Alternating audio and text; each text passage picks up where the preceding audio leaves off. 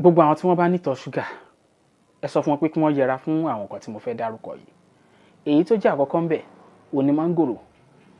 Máńgòrò kún fún àwọn èròjà tó máa ń jẹ́ kí ṣúgà ó tètè pọ̀ lára. Ó máa ń jẹ́ kí ṣúgà ó tètè pọ̀ lára. Èkejì òun ni ọ̀pẹ̀ òyìnbó. Yorùbá bọ̀ wọ́n ní ọ̀pẹ̀ òyìnbó fi dídùn ṣẹwà, oró inú rẹ̀ ó lé nírínwó. Ọ̀pẹ̀ òyìnbó ní ìkejì. Èyí ní glycemic nínú dáadáa. Ó ní glycemic nínú dáadáa. Ó sì máa ń sáré ṣiṣẹ́ lágọ̀ọ́ ara wa, ó sì máa ń tètè fún ara ní ṣúgà.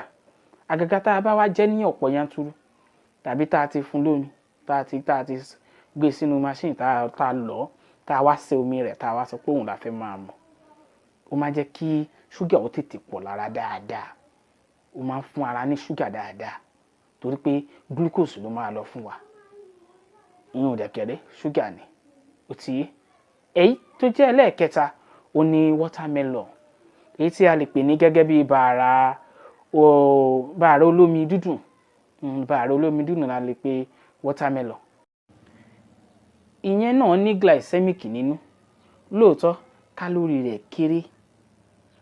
Àmọ́ ó máa ń tètè ṣiṣẹ́ fún ẹ̀jẹ̀ dídùn, ìyẹn ẹ̀jẹ̀ tó ní ṣúgà. Àgàgà tá a bá wá sọ́dọ̀ oúnjẹ tẹ́ pé bóyá ara àwọn kan tẹ́ pé lóòótọ́ ní ìṣọ̀tọ̀ ṣúgà o, àmọ́ kò lè fi watermelon ṣeré. Yálà pé ó jẹ́ ní kékeré àbò jẹ́ ní ọ̀pọ̀ yanturu. Ó máa ń fún ara ní ṣúgà ni, ó máa ń fún ẹ̀jẹ̀ ní ṣúgà ni. Ó ti yé, ẹ dẹ́kun rẹ̀. Èyí tí ó jẹ́ ẹlẹ́ẹ̀kẹrin ni ọ̀gẹ̀dẹ̀. Yálà páráǹtà tàbí àgbààgbà. Àgàgà àwọn tó bá ti wá pọ́n dáadáa. Ìyẹn náà ní glycemic nínú. Ó tún ní ṣúgà náà nínú.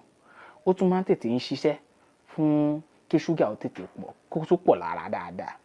Kódà ó sàn kéèyàn kúkú fẹ́ kan sá fáwọn nǹkan mẹ́rẹ̀ẹ̀rin tí mo dárúkọ yìí fún ìlera ara tó pé àti ká tẹ̀ sá fún, ẹja sá fún. Elédùmarè kò ní fi ṣan ara wa dè wá, ẹja ara wa kò ní fi dè wá. Bẹ́ẹ̀ ló ṣe máa rí. Ẹ ṣeun.